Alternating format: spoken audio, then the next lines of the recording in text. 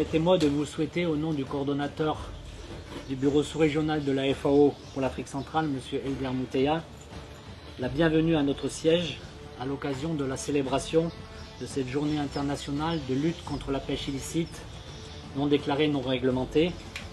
Cette journée constitue une occasion importante pour mettre en lumière les efforts entrepris à l'échelle mondiale, régionale et nationale, visant à lutter contre cette pêche INDNR, mais également d'attirer l'attention sur les menaces que représentent ces activités pour l'utilisation durable des ressources halieutiques et des écosystèmes marins et côtiers. Plusieurs stocks halieutiques sont surexploités, pleinement exploités, et d'autres font l'objet d'une exploitation illicite, non déclarée, non réglementée. Les pertes socio-économiques et environnementales causées par les activités de pêche INDNR freinent les efforts de développement durable poursuivis par la communauté internationale, notamment l'atteinte de l'objectif de développement durable 14, relatif à la conservation et exploitation de manière durable des océans, des mers, des ressources marines aux fins de développement durable.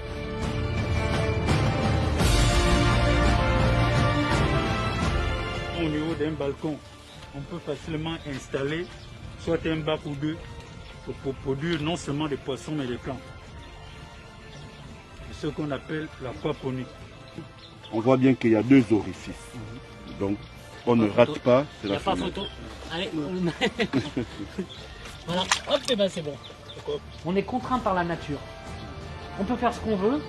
Dans un écosystème donné, il y a un niveau de production qui est défini, qui peut varier d'une année à l'autre, bien sûr, en fonction des conditions environnementales. Mais vous voyez, plus on augmente l'effort de pêche, plus la production va augmenter. On va arriver à un plafond.